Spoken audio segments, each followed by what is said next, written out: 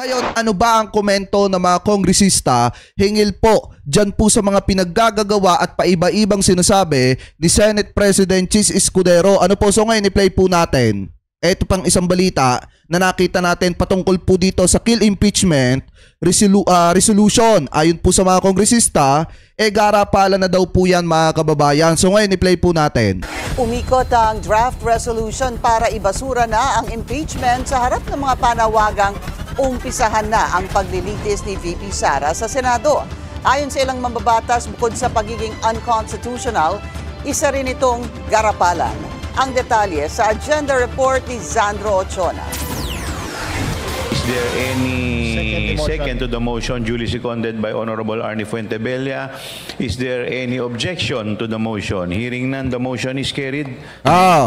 Tinapos na ng House Committee on Good Government and Public Accountability ang kanilang investigasyon sa umano'y paglustay ni Vice President Sara Duterte sa confidential funds ng kanyang opisina. Sabi ni Kuya Albert TV, yan ang sinasabi, ang batas ay may butas. Kasi nga binabaluktot Binabaluktot ang batas kapag ka nga makapangyarihan mga kababayan, ang isang politiko at may mga kaalyado dito sa Senado, talagang ganyan ang nangyayari. Ano po na yung mga senador ay hindi talaga senador ng mamamayang Pilipino, kung hindi senador ng kanilang mga kaalyado. Noon ko pa kayo binalaan na wag na ninyong iboboto yung mga senador na yan. Diba sinabi ko pa nga sa inyo, yung mga senador na yan ay magiging senador lang ng kanilang mga kaalyado. Noon ko pang sinasabi yan. Pero dahil nga mga kababayan, nanalo ulit si Bato de la Rosa, kita niyo ang pinaggagawa. Sinasahura ng mamamayang Pilipino na kanino ang serbisyo na yan. Nasa taong bayan ba? Wala. Na kanino? Na kay Sara Duterte at nakafocus kung paano ipapatigil ang impeachment ni Sara Duterte. Ano po ngayon, ipagpatuloy pa natin. At ng DepEd sa ilalim ng kanyang panunungkulan.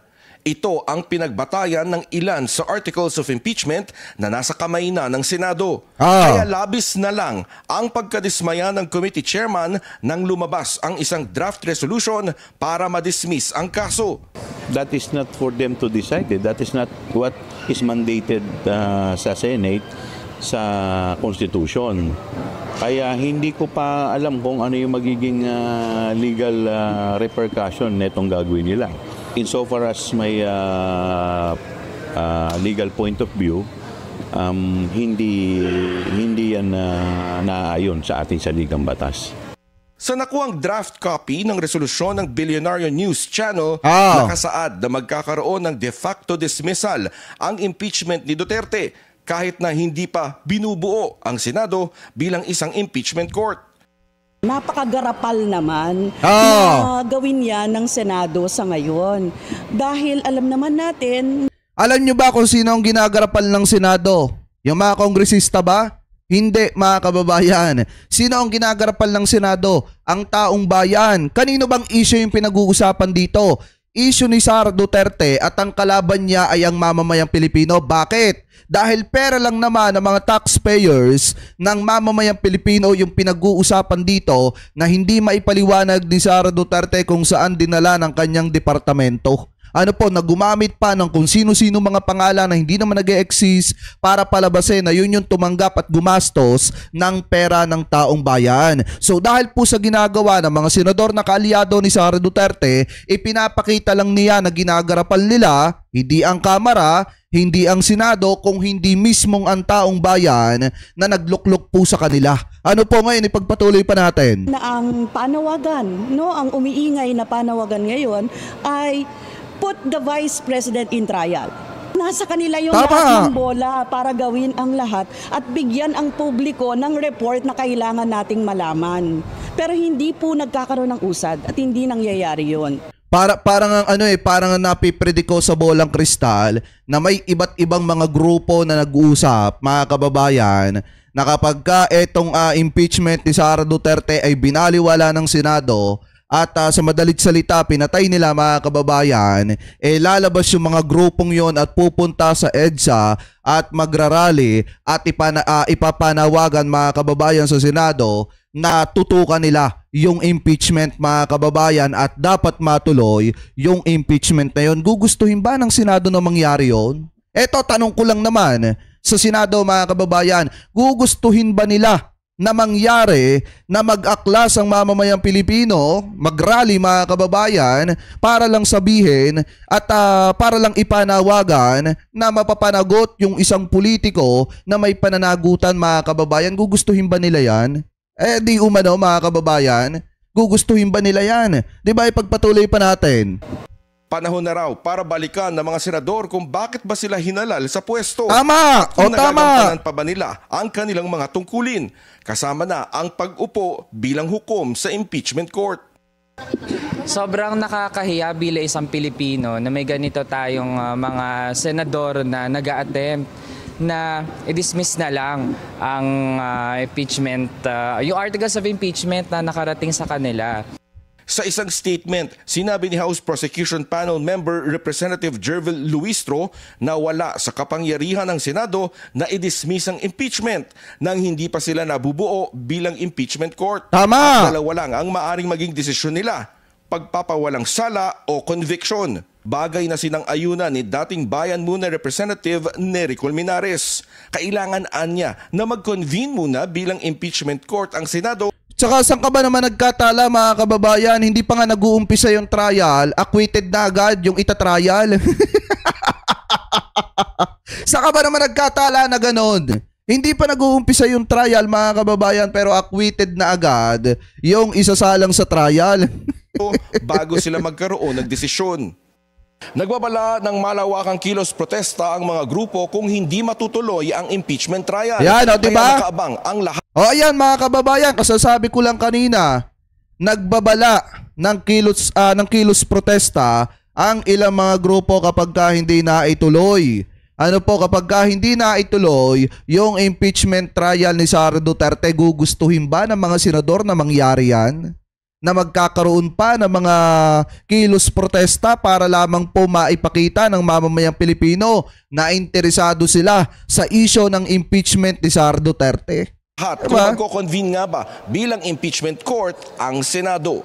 Para sa agenda, Zandro Ochona, Billionario News Channel. May ads pa. Ayan, maliwanag mga kababayan na tuloy na agad natin dito yan sa nakita nating balita na kung saan di ba kanina hindi pa kilala kung sino yung kung kaninong opisina nagmula yung umiikot na draft resolution para sa dismissal ng article of impeachment na naandyan dyan po sa Senado. Sa madalit salita, para tuluyan ng isawalang bahala ito pong impeachment ni Sara Duterte. So sabi po dito mga kababayan sa News 5, Senator Bato de la Rosa kinumpirmang galing sa kanya ang resolusyon versus impeachment, una sa lahat mga kababayan. So ngayon ito i-play po natin. Inako ni Senador Bato de la Rosa ang umiikot na draft resolution para ibasura ang impeachment kay VP Sara Duterte.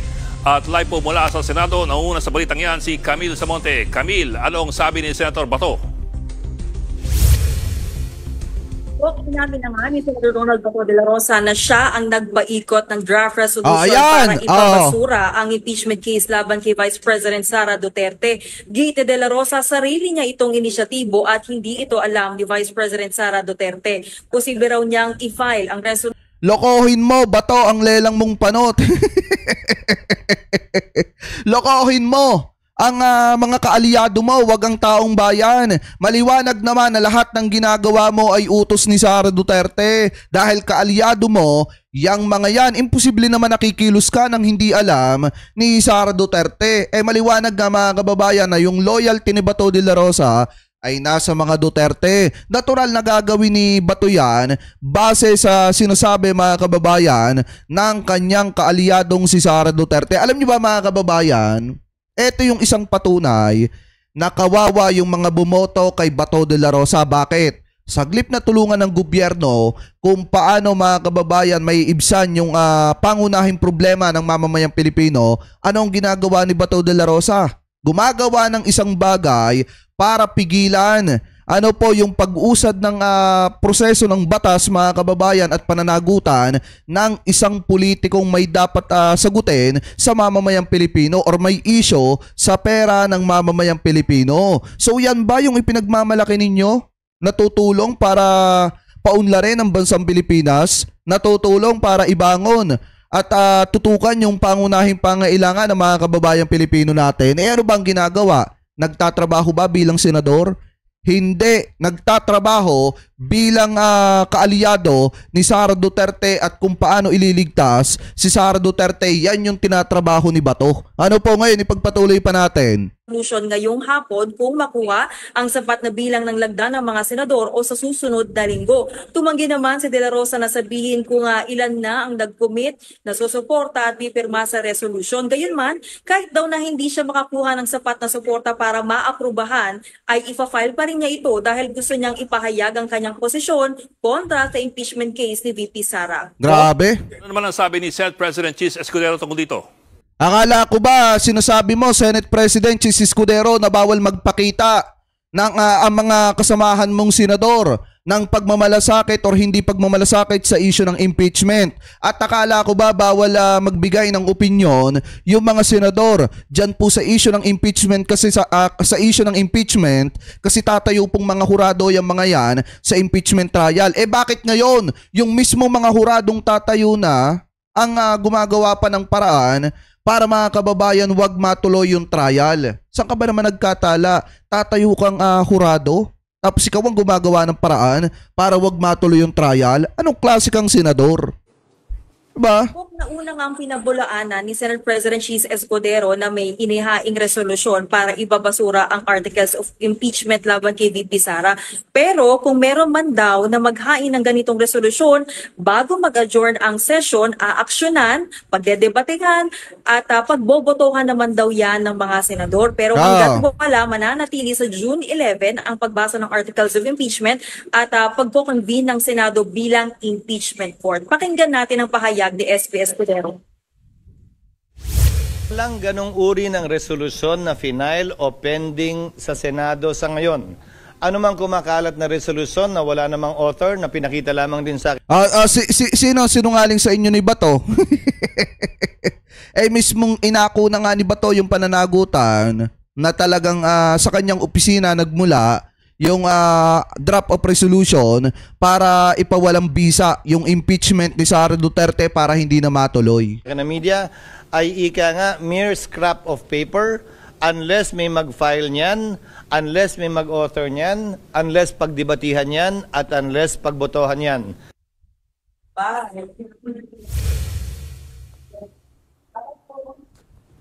Okay, sino-sino yung mga senador na nakatanggap na raw nitong umiikot na draft resolution?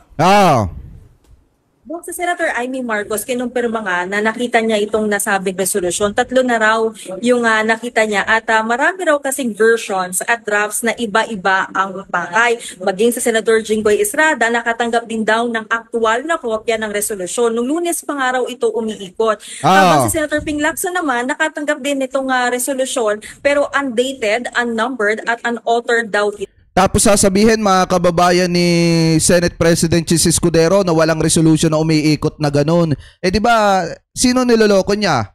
Sarili niya at ang mamamayang Pilipino. Alam niyo, the more na ginagawa ni Senate President Chis Escudero yung mga ganyang klase ng gawain, na kung saan mga kababayan, iba yung sinasabi niya sa sinasabi ng interest ng mamamayang Pilipino, the more na ipapanawagan ng mamamayang Pilipino na dapat siya ay mawala na bilang isang Senate President diyan po sa Senado kasi hindi niya kayang ipakita yung pagiging independent body ng Senado mga kababayan na hindi sunod-sunuran sa mga politiko. Ano po, lalo na mga kababayan sa mga Duterte. So ngayon, ipagpatuloy pa natin. Ito, sabi niya, kailangan daw ng pirma ng hindi bababa sa 13 senador at i-adopt sa plenaryo. Pero pwede pa rin naman daw itong baliktarin ng Korte Suprema. Balik sa iyo, Wow. Okay, ulat ni Camille Samonte live mula sa Senado. Ayan.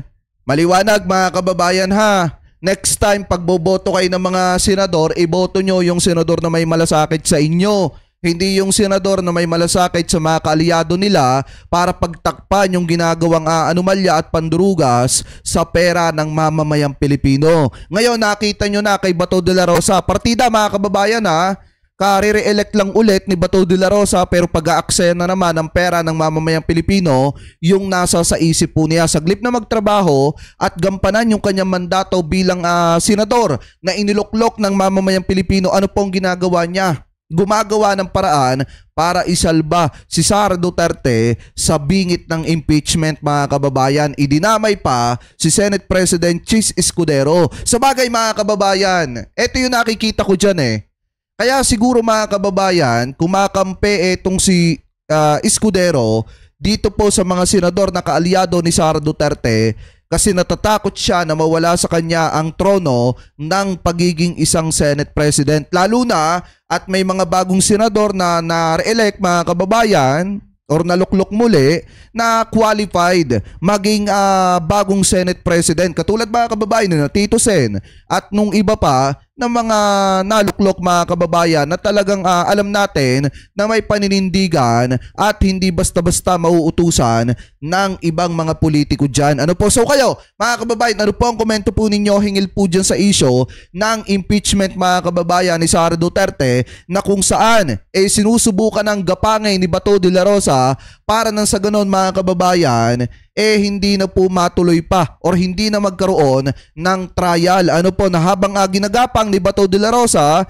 nagbibitaw naman ng mabulaklak na salita itong si Senate President Chis Escudero sa mamamayang Pilipino. Kumbaga, pinapaasa ang taong bayan na mapapapanagot ito pong si Sara Duterte.